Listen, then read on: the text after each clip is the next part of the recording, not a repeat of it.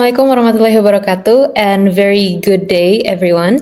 Thank you for joining the Halal in Travel Global Summit 2025, proudly hosted by CrescentRating. I'm Safa Nugro, part of the team here at CrescentRating, and I will be your moderator today for this exciting session. So today we'll be diving into an interesting topic on the RIDA Framework, a future-facing model that helps us rethink halal tourism through the lens of responsibility, immersion, digitalization, and also assurance. So this session will help us understand how RIDA framework addresses emerging traveler expectations and explore how destinations and also service providers can practically apply these dimensions to innovate and also remain competitive. So we'll also discuss how this framework can be scaled across different market contexts. Now it's to introduce our esteemed speakers. First, we have Mr. Taufik Ikhtianto as the Head of Research and also Capacity Building at CrescentRating, and one of the key architects behind the RIDA framework. So Mr. Taufik here holds a master's degree from Inclusivity University and also from the University of Indonesia. He has co-authored 8 key market reports, including the Global Muslim Travel Index 2023 and 2024, significantly advancing insights into the Muslim travel market. And next, we also have Dr. Barkathunnisha Abu Bakar, Dr. Nisha, a leading tourism consultant, academic, and also founder of the World Woman Tourism, an initiative that promotes gender equality in travel. She has over 25 years of experience across tourism, hospitality, and also the MICE industry. And she is also recognized as the most inspiring woman in Travel Asia in 2024. And the last but not least is also Dr. Nurhafihz Noor. We have Dr. Hafiz here as the lecturer at James Cook University with a decade of industry experience. His research also spans in service marketing and also technology adoption, halal tourism, and hospitality, with over 30 publications, including work in the Journal of Islamic Marketing. And he also served as an advisor for CrescentRating's Insights series. So how are you? Before we start, how are you, Mr. Taufik, Dr. Hafiz, and also Dr. Nisha? Yeah, I'm good. Alhamdulillah. So feel so glad to be able to join all of us here. Okay, that's good to hear. Now, maybe we'll just move on to the first discussion with Mr. Taufik here. So, Mr. Taufik, let's get to know more about the RIDA framework. So, what is it actually, the RIDA framework, and what key gaps or future shifts in halal tourism is it trying to address? Could you also walk us through its origin story? All right, thank you so much, Shafa. So when we're talking about the origin story of the RIDA framework, it is actually rooted in the need of a comprehensive approach to meet the evolving global tourism landscape and the specific yet often underserved the needs of Muslim travelers. So this particular framework introduced initially in the Indonesia Muslim Travel Index, or IMTI 2023, and the aim was to propel the evolution and sustainability of halal tourism sector and serve as a strategic framework for initiatives like Indonesia's Sustainable Halal Tourism Vision. We then expanded the framework and aim at accelerating sustainable halal tourism service and allowing destinations worldwide to develop their tourism sector while aligning with Muslim travelers' faith traditions. It is structured around 4 core dimensions, as probably all of us know here: responsible, immersive, digital, and assured. And then if we look closely, the term RIDA itself, an Arabic word meaning contentment and satisfaction, which reflecting the framework's deeper purpose to emotionally connect with Muslim travelers beyond just fulfilling practical and compliant needs. So the RIDA framework itself is our response to what we've seen as a real need, a gap in how the tourism industry understands the significant and growing Muslim travel market. We develop it to bridge this divide, offering essential insights so that everyone involved, from the hotels to travel agencies, can truly understand and effectively cater to the specific requirements of Muslim traveler in today's world, where innovation and sustainability become increasingly important. Okay, thank you very much for the introduction, Mr. Taufik. So I have another question for you. So after the explanation, how does RIDA actually stands out from the other tourism models that we've seen so far? And is it designed solely for Muslim travelers, or does it also actually appeal to a broader conscious travel audience? Okay, this is a pretty interesting question. So, the RIDA framework distinguishes itself from other tourism frameworks by its integrated approach that specifically incorporates the faith-based needs of Muslim travelers within a broader model of sustainable and modern tourism. While it is fundamentally designed to enhance the travel experience for Muslim tourists and ensure adherence to halal compliance and cultural sensitivity, its core dimension, responsibility, immersion, digitalization, and assurance are actually universally appeal to broader conscious travel audience as well. So if we look closely, like the responsible dimension, which promotes environmental conservation, respect for local cultures, and socioeconomic contributions. And then when we're talking about the immersive dimension, it focuses on creating deep, engaging cultural experiences. And then we move to the digital dimension. It emphasizes leveraging technology for enhanced accessibility and quality. And then lastly, when we're talking about the assured dimension, it ensures reliability and quality of services, providing peace of mind for every travelers.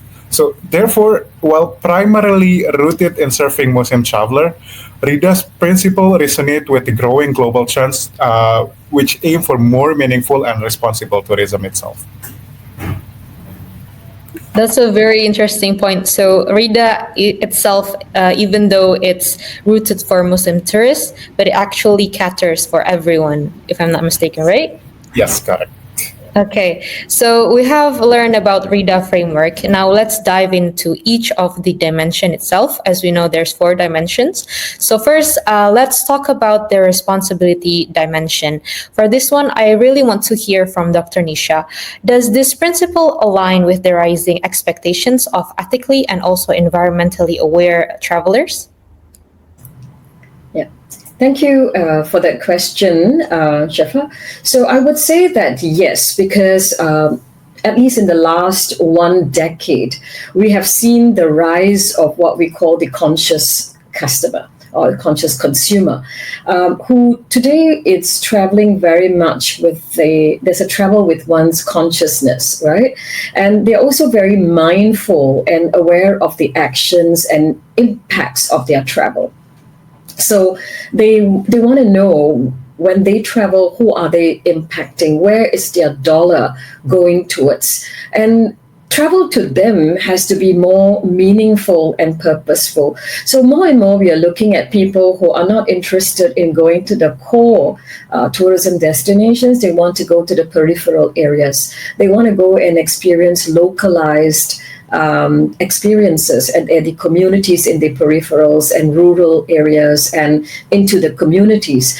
And more we are beginning to see a shift of the word from sustainability to regeneration, meaning to say that people want to see how they could leave a place better than what it was, regardless of what you call it, voluntourism or otherwise, more and more gravitating towards more meaningful and purposeful travel. And there is a lot of data to show that there is an increase in the dollar value of sustainable or responsible tourism. So I would say, yes, there is a shift and a trend towards this particular market segment, and RIDA Framework is ideally positioned to attract and meet the demands of this market. Okay, thank you very much, Dr. Nisha, for the answer. So we've also seen, other than in ethically and also environmentally conscious travelers, we've also seen the rise of discussion regarding accessibility and also inclusivity. So how have these concerns also changed the tourism sector? Yeah.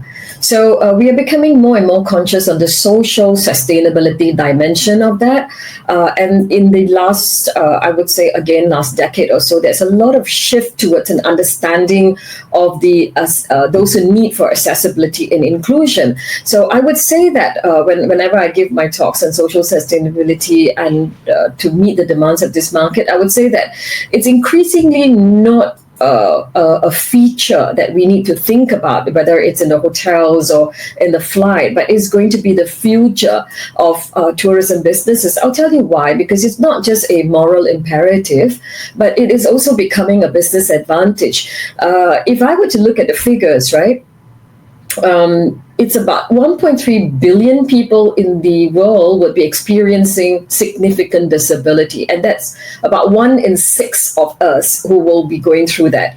And one of the research companies in 2023 talked about more than 50% of people aged more than 60 would have a disability, and that would be, it's not a matter of if to many of us, it's a matter of when we are going to be experiencing that.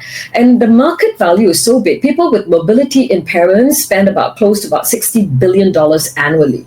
And so there is a little bit in terms of when you look at the business advantage of money, that is a big market. And one person who's disabled tend to travel with 2 to 3 travel companions, right? So which means that not only one traveler who is going to be disabled, but they will be traveling with 2 other people. So there is a market demand for that. So in terms of well, it's a social imperative, and I think it is important for us to look at diversity. We have to make travel accessible to people of all types, but we need to also think very carefully about the business advantage and the competitive advantage that is going to be creating for many companies that's thinking of how to go niche. All right, I wanted to give one example here of how progressive many countries are, is when you look at the Middle East.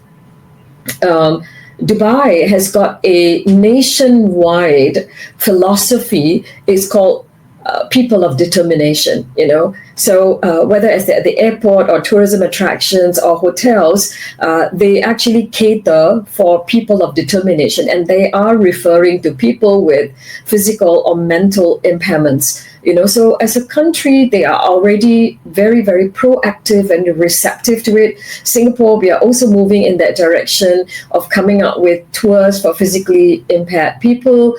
We have tour companies that are already moving in that direction. Sentosa, again, it is a space, or it's an attraction that is very conducive now for those who require accessible and inclusive travel. So we are seeing not just the moral imperative, but the business advantage of moving in that direction. So yes, there's definitely a market for that. Yes, now I can see that providing for the disabled and also for a very niche or specific needs is actually opening more opportunities and also business opportunities for the sector, for the companies itself, right, Dr. Nisha? So it's a win-win for both sides. It's a really something that every company should really think about doing, and these are the things that we actually embed in the responsibility segment itself in RIDA framework. And my other question is regarding the role of the local communities. So can destinations or company service providers balance cultural authenticity with having the immersive travel experience, especially under this RIDA framework? So for a long time, I think the local communities were ignored, and we saw the repercussions of that, where travel was very commercialized, it was not involving the local communities, and benefits were not experienced by the local communities. And there was a lot of things that were going not correctly COVID. However, I think it was during the COVID that we had really kind of like recalibrated this, and thought about the real value of what the local communities can provide and the benefit of tourism. So just to give you a little bit of an example, I work a lot with Bhutan as a tourism destination, and that country is very much into the conservation and preservation of their resources. However, we had to look at what would be the motivation for the local community to protect the natural resources. And one of the catalysts or one of the motivation would be tourism. So if we are able to get them to see the value that tourism is a sustainable tourism and regenerative form of tourism, how can it benefit them? Then they would see the motivation to protect their ecological and social cultural resources. So to give you one example is a community in Popchika, which is in a remote part of Bhutan, but it's filled with ecological resources, very precious, but the local community were not really taking care. There was illegal fishing, illegal poaching that was going on. And there was also migration of people from these places because they did not find employment opportunities, right? So that's not a very good thing to happen. And women were predominantly, they were very resourceful, but they didn't know how to be economically be active. So when tourism was brought in, or regenerative tourism was actually brought in, it gave them a motivation to say, okay, well, we have a bigger reason why we should protect the fish and the animals which are out there, the trees. We should not go into illegal deforestation, right? So when it was done correctly with the community and the local community's help and the empowerment of the local community, they were actually motivated to preserve the ecological and social resources. And when they did that, it also provided them with an economic viability. So the women were employed, the young people were empowered, they were not emigrating out of the rural areas. At the same time, it gave birth to a new form of tourism called ecotourism.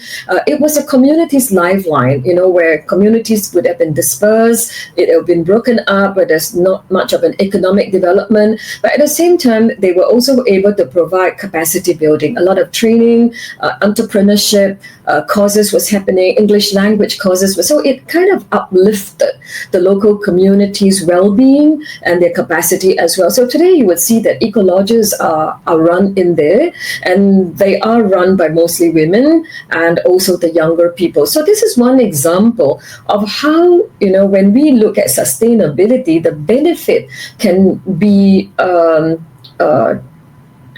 diverted towards the local community and need not necessarily be in the core township, and it can actually be a lifeline and also give a lot of importance to the local culture for them to have the impetus to protect their local culture. So that's one example. I'll give you a very quick other example is that we are now working with Brunei.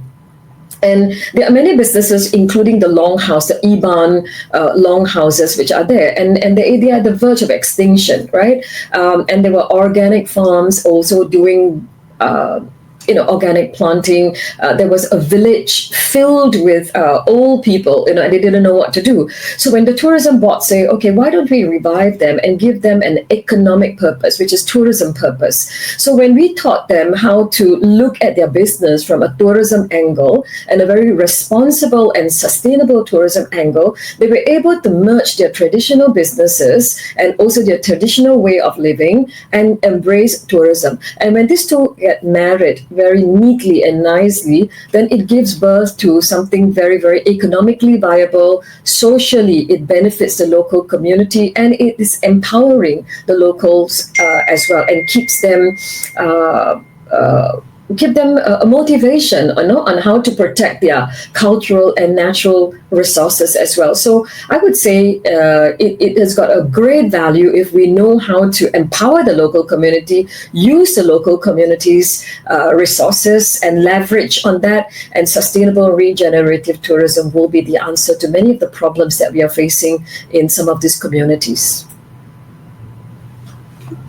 I very much agree, Dr. Nisha, with the story that you share. If I may share myself, in Indonesia, we also have a lot of villages that are empowered by the government, and it always starts from tourism.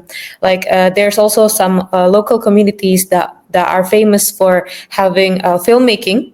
So they created one villages that is famous for filmmaking, and this, of course, increases their revenue, and there's a lot of people coming. It's becoming more famous, and yeah, I believe that the combination between the local community itself with the government and also with the companies, tourism companies that are around, will be very powerful for everyone there. And yeah, can you, for us to understand more, can you share some more real world examples where the dimension of the responsibility and also the immersive tourism has been applied successfully from your experience? As we know, you've been traveling around the world, and you must know what's been happening out there.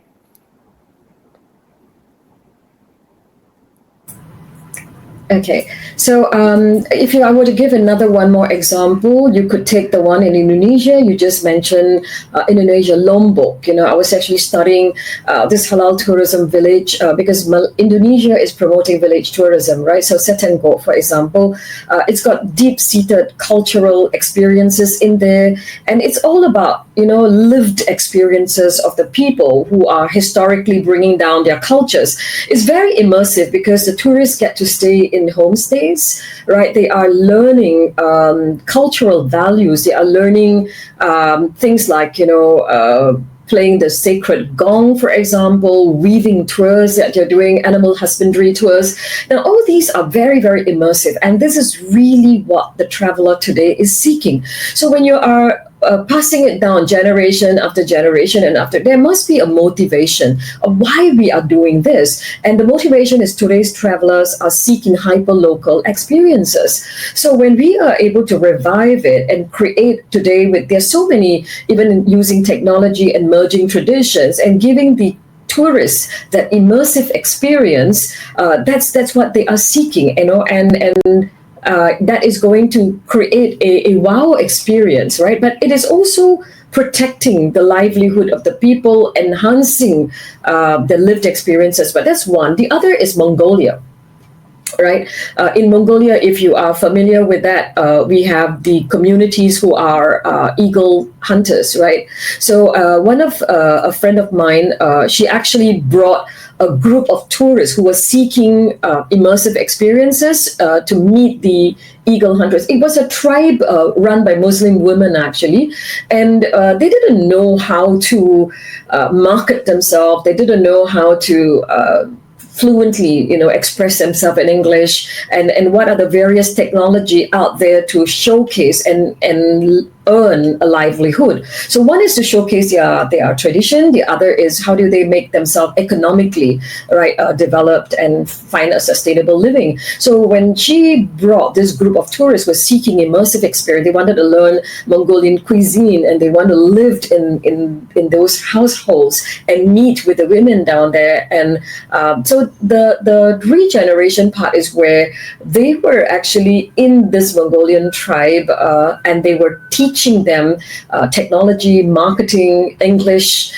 expressing themselves in social media. And the other hand is where the local women were actually teaching them how to be eagle hunters and teaching them how to cook Mongolian cuisine and live in that space that they were.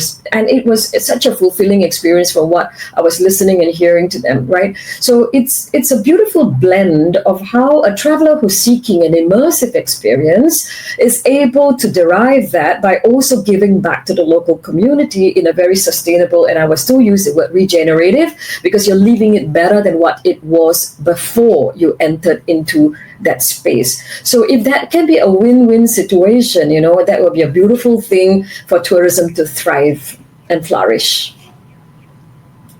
That's a very interesting story, Doctor. So I'm really guessing that the cooking recipe that the tourists learn, they couldn't really apply it at home since it's hard to find eagles anywhere, I guess. But yeah, I do believe that the trend is going there. People are seeking more on experiences, to the point that they are willing to cut off from any access of internet. They are willing to be placed in the middle of nowhere just to get a new experience of the tribes, as we have also in Indonesia, Baduy and everywhere, especially the Gen Z. I think the young travelers, they are very excited in getting to the maybe extremes to learn about all of these new lifestyle. So talking about Gen Zs, it's inevitable to also talk about digital platforms and also technology. So now I want to move the question to Dr. Hafiz here. From your research experience and also your findings, how did you find Muslim travelers, maybe specifically Gen Zs and the young ones, adapting to the digital platforms that are emerging rapidly? And what kind of experiences that now they are expecting from tourism service providers? And of course, the one important thing that we need to discuss is the growing use of AI is also shaping their choices. Thank you, Shafa, for the question, and hello to everyone who's watching this as well. I think that's certainly an important question. And first, I think we have to take a step back and acknowledge that Muslims have always been adaptive, despite what some might feel or think that Muslims are rigid. Muslims are an adaptive bunch of people, and certainly when it comes to travel as well, right? Before there was even such a thing as CrescentRating or Halal trip, there were travelers, right? And they tried to travel in ways and means that they could, and certainly within the faith itself, it provided enough breadth to facilitate it. And with such services from CrescentRating and Halal trip, and as well as AI, certainly this enhances the entire experience and facilitates it even more. I think when we talk about Muslims and adapting to digital platforms, especially with AI, the thing that really distinguishes AI from other technologies is its ability to perform various functions on its own, right? And with that, I think this is really an opportunity where Muslims can use AI as an ally in the way that they live their lives, and certainly in their travel experiences as well. So it's beyond just using AI as a tool, but it's really using AI as the buddy, the companion, the travel ally. And generally, because Muslim travelers would use such technologies to try and serve their faith-based needs, this is also an opportunity for the Muslim travelers themselves to be early adopters and set the trends for other communities as well, right? By virtue of them needing to expect these tools to get by, to look for the halal food or the prayer facilities and so forth, right? I think this is a great opportunity back to the developers, to better assess the technologies that are in these AI systems by virtue of the Muslims being adventurous and willing to try these platforms themselves, right? And by bringing the industry in as well, I think when we talk about Muslims adapting to the digital platforms and accepting the digital platforms, it's a two-way street. So on one side, it's about the users adapting, but at the same time, the industry as well has to adopt such systems too. You need both the industry to have that environment that facilitates such tools, and also for the Muslim travelers to give the signals, right, that they themselves are ready to correspondingly use such systems. So the adoption from the industry as well as the adoption from the travelers and the consumers, both sides have to certainly do their part, and they're both sides of the same coin, really. In terms of experiences, they're increasingly expecting with the use of technology and certainly with the introduction of AI systems, we are seeing that it has moved beyond just the functional needs. it's moved beyond using the tools to facilitate or to perform certain tasks. So while the expectations of the tools being easy to use and the tools having benefits that they can understand, these still need to be there and inherently there in digital platforms as well. Increasingly, we are seeing that Muslim travelers and also the wider region of consumers as well, we are expecting more social emotional functions from these digital platforms. When we say social emotional functions, we could think about how do these platforms enable the consumers to get closer to one another. And with AI and with generative AI, it could even go beyond that, whereby the AI system itself can act as that social element, right? To have a conversation with the AI agent. So, for example, we can imagine the solo traveler, for example, right? If solo traveler needs a companion, the AI agent could potentially serve in terms of bringing that companionship. And this goes into that area of well-being, user well-being. Again, we see that in research and also in the industry as well, right? It's beyond the bottom line, beyond the profits, and looking at how can these tools improve the lives of consumers in terms of their well-being, their happiness, their sense of self-worth as well. So I think that's really interesting work that's going into this, and it's quite heartening that service providers as well are understanding the real benefits when they look at adopting or promoting such tools to help consumers in terms of their well-being. And in your other question, has the popularity of AI influenced their choices? Certainly, right? There's increasing expectations, and with AI increasingly becoming adopted in the environment as well, certainly we are seeing that there will be more choices. Consumers will be more empowered as well. One of the recent trends is this notion of AI agents or agentic AI.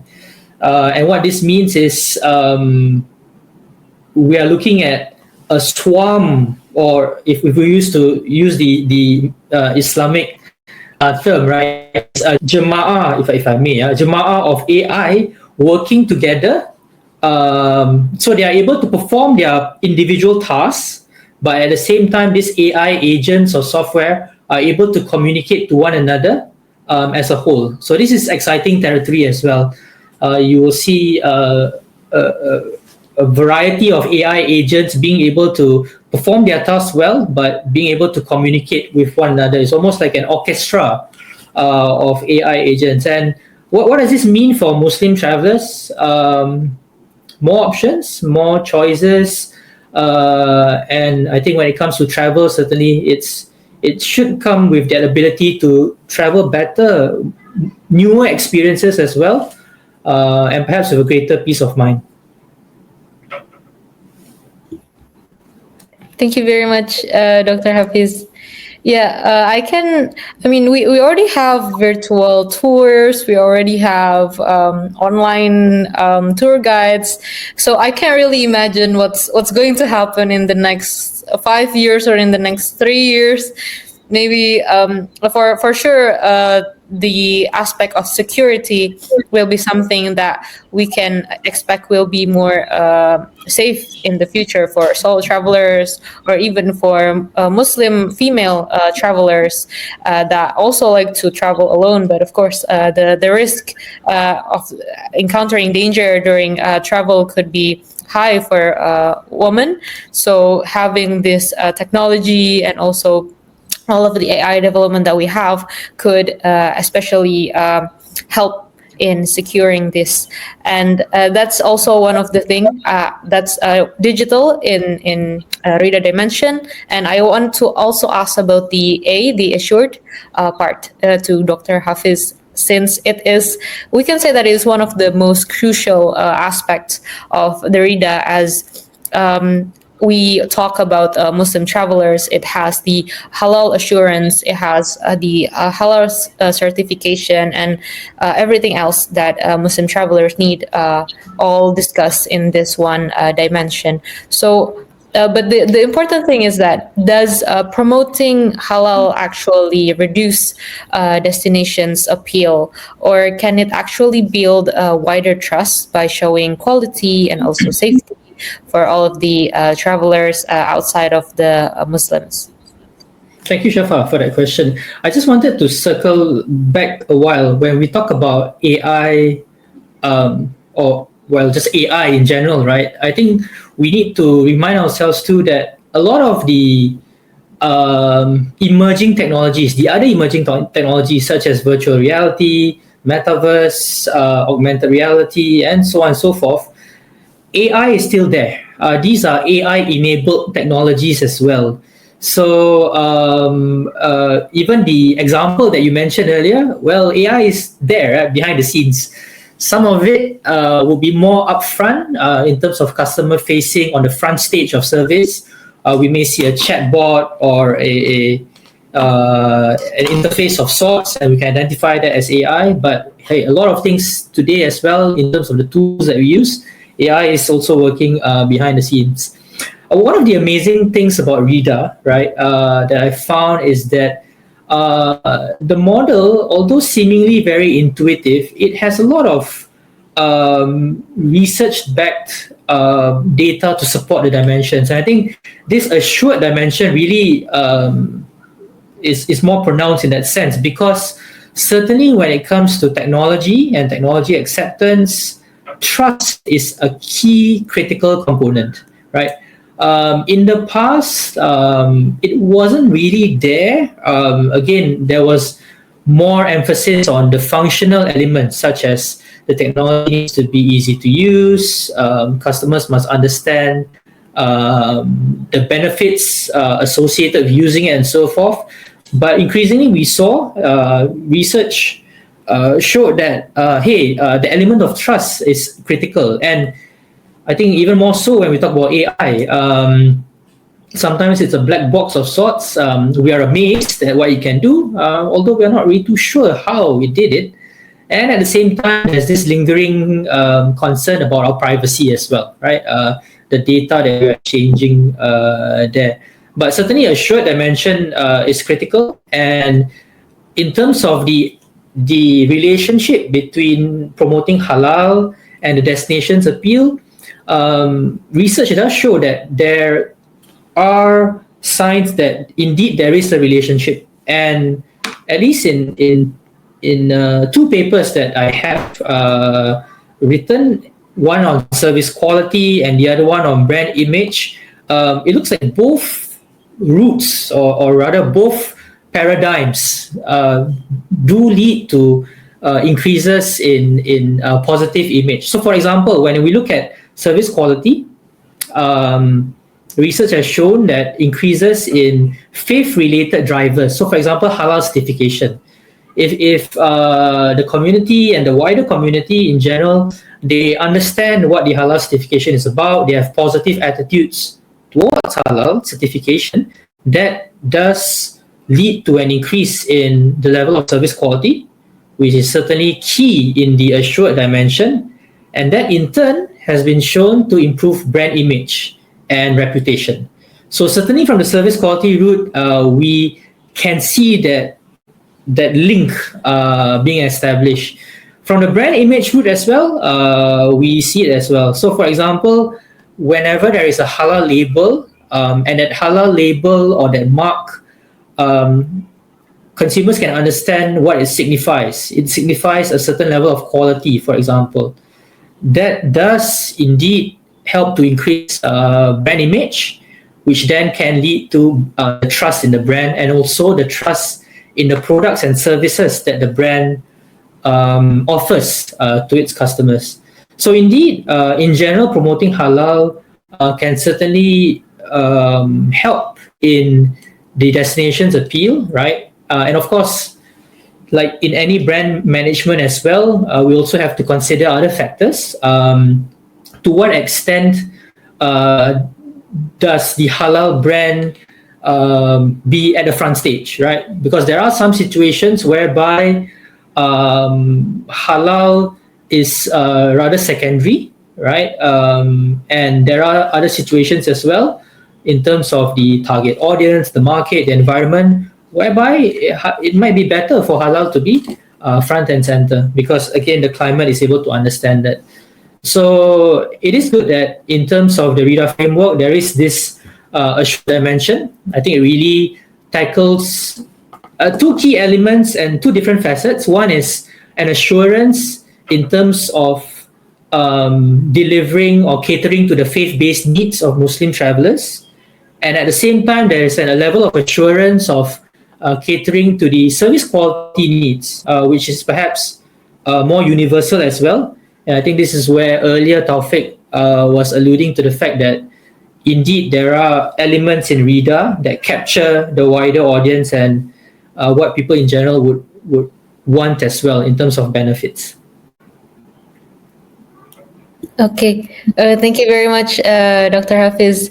So yeah, now we understand that having the RIDA and also the overall halal certification itself is actually not only for Muslims but also for the wider segment. As we can see that a lot of countries recently are trying to capture the Muslim facilities as well for the Muslim travelers as a way to promote inclusivity.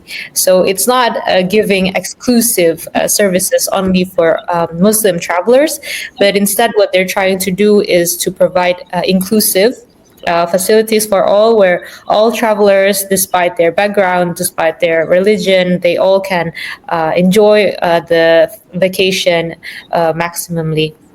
So to understand better, can you also share the real-life applications, maybe regarding the digital tourism first, that have worked well in any part of the world, and then we can go to the assured part.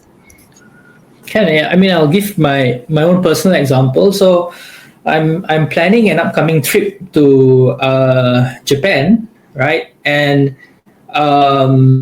where would I go? Or where do many people go when they're planning for trips? They may look at Klook, Klook, Klook, looking at where's the next what do you call it?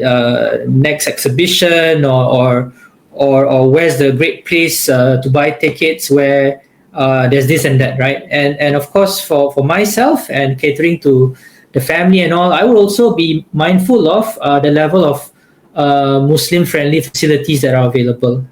Things like halal food, of course, and prayer spaces and so on. So, in the past, right, I noticed Klook did have certain indicators whether a place was Muslim friendly or not, and I think this was more from the perspective of the a service provider. Yeah, they would be doing that indication, but if we were to take the element of assurance again, right, certainly having a third party, an expert accreditor to assess, may reduce certain biases associated.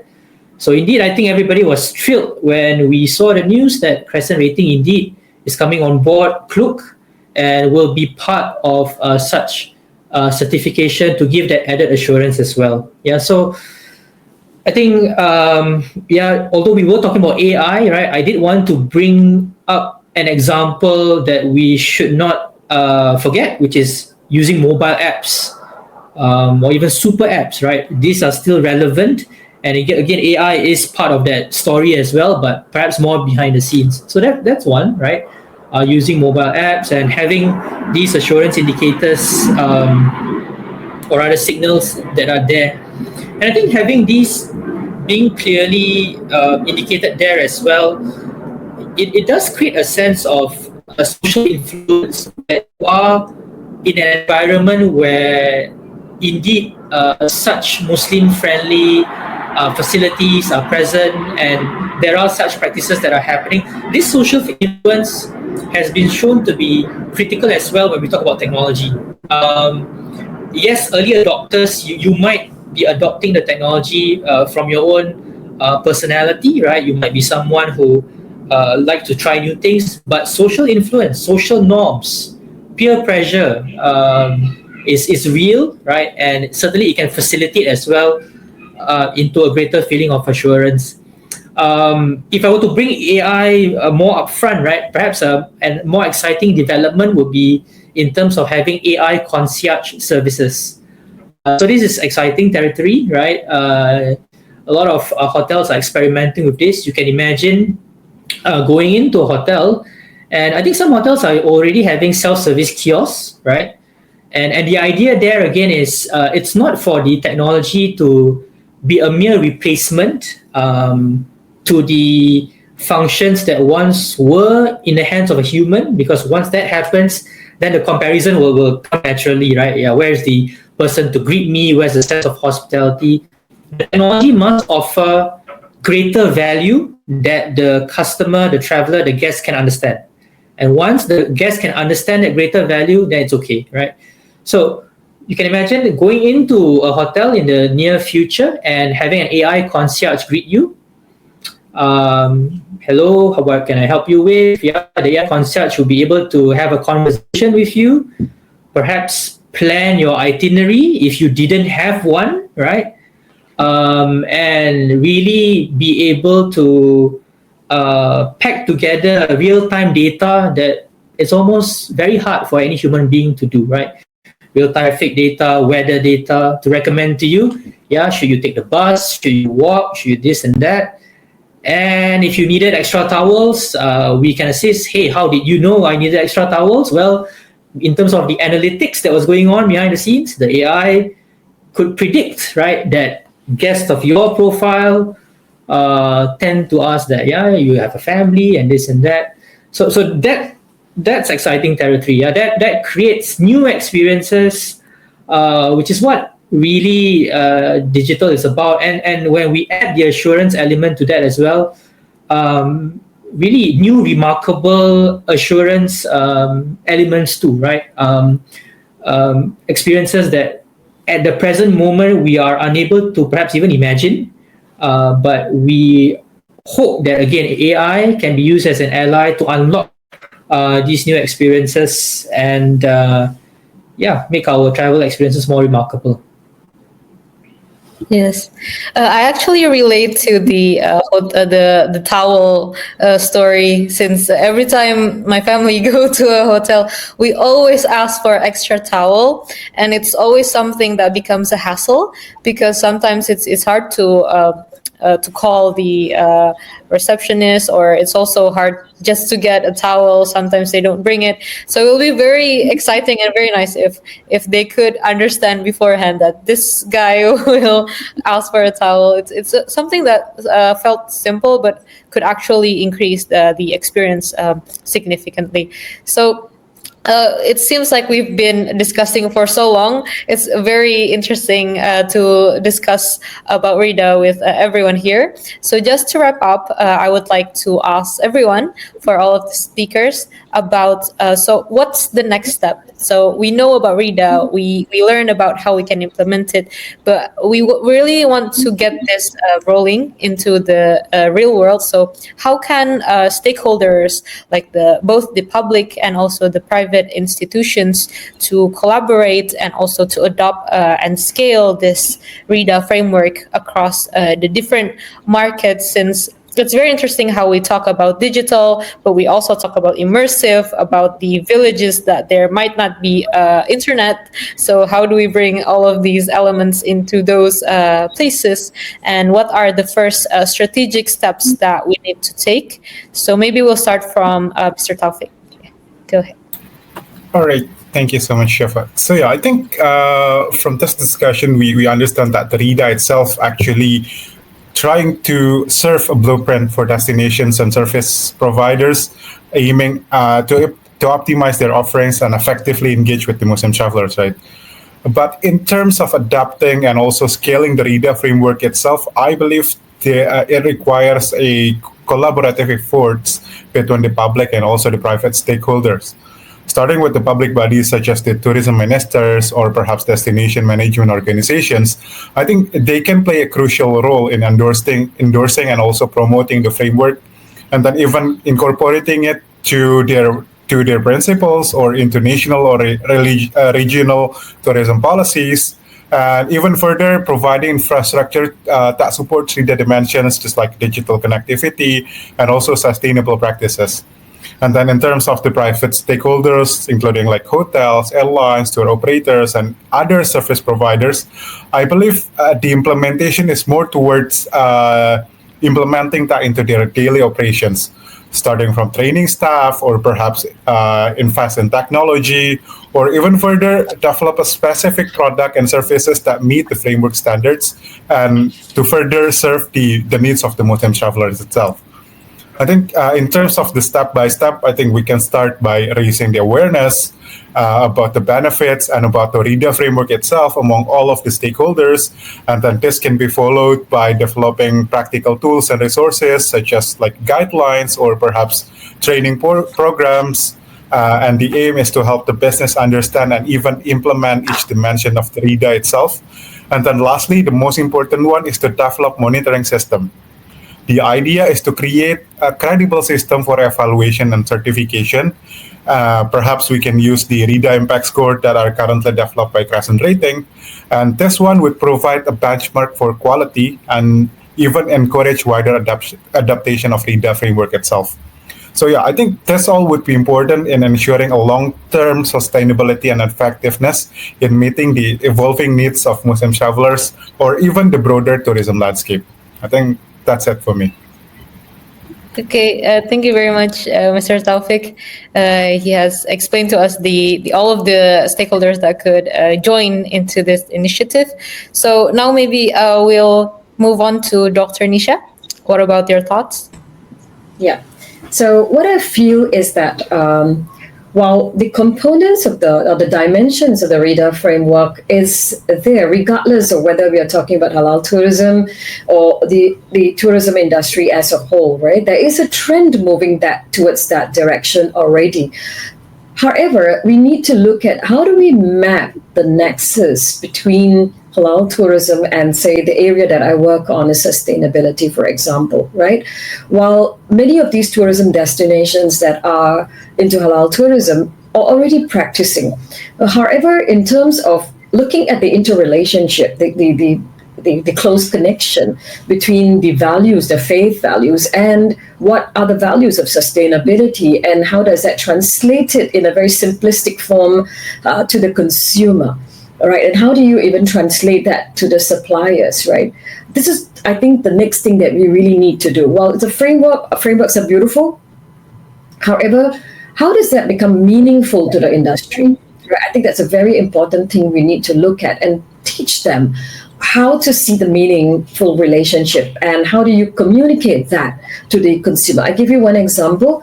Recently, I was asked to speak at one of the Sustainable Tourism Forum in Pakistan. And you know that Pakistan is an Islamic destination, you know.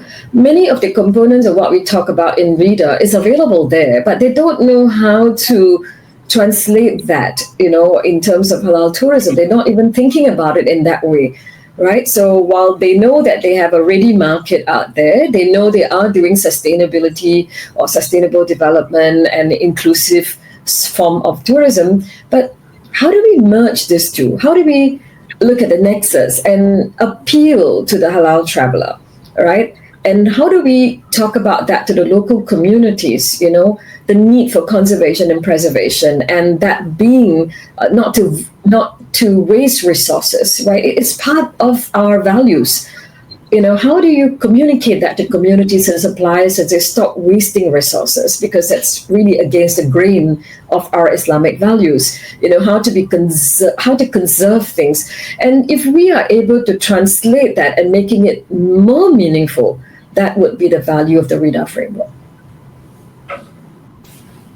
Thank you very much, Dr. Nisha. So we should really strive next on how the people in the industry could really understand the meaning behind RIDA. So to wrap up, let's ask Dr. Hafiz about your thoughts. Thank you, Shafa. I think Dr. Nisha and Taufik really brought up very good and important, relevant points. I think from the academic side, I think academics need to roll with the RIDA framework and really have a go at it, assess its capability, how robust it is. I tried to have a go with it with Mr. Fazal. So we've published a paper on RIDA in the Journal of Hospitality and Tourism Horizons. I think our viewers might want to check it out, where we try to assess. And certainly one of the conclusions that we came up with, which concurs with what our other panelists said, was that it is multifaceted, which means to effectively implement it, it's multi-stakeholder. Many hands on board with different perspectives and systems as well. Systems that need to somewhat talk to each other in order for RIDA to fully actualize in terms of its potential. And with that, I think there's also a need to, in the implementation of RIDA, there's also a need to involve the traveler as well, or rather the consumer. So in terms of co-creating these possible solutions, we have to involve them as well in the process, because a lot of the things that RIDA advocates as well requires some experimentation, and the localization as well requires careful tweaking with the customer's voice in mind. And then lastly, I think if I were to reflect on, again, RIDA, right? It comes from the Arabic word, which means you sort of like give approval or contentment to something. If my little one did something wrong, how would I be feeling RIDA, right? I have to be ready in a sense as well. I have to have those values. So I think from an organizational perspective, perhaps we need to look at how ready they are, a kind of a RIDA readiness, if you would, right? Whether there's a leadership and culture there that understands what RIDA is about, that believes in the outputs and outcomes that RIDA is trying to advocate. And I think certainly that's key to actualizing the entire components, in bringing all these different parts together, which again, like what Dr. Nisha said, it might already be in the company, but while AI can only do so much, at least in the current moment, we still need that human will to bring it together and see it through to achieve that vision of RIDA. Thank you very much, Dr. Hafiz. So yeah, that concludes our session today.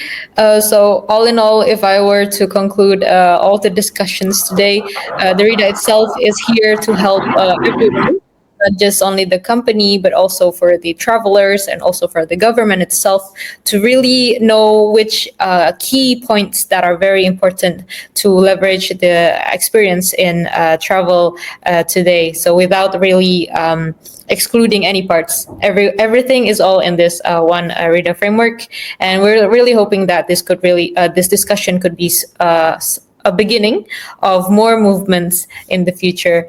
And so yeah, thank you so much for everyone here, for Dr. Nisha, Dr. Hafiz, and also Mr. Taufik, for all of your thoughtful insights. And thank you everyone who's watching this for joining us today. So this session is part of the Halal in Travel Global Summit, and I encourage you to check out the many other engaging sessions that is happening throughout this event. That is all from me, Safa Nugro. Wassalamualaikum warahmatullahi wabarakatuh, and enjoy the rest of the summit.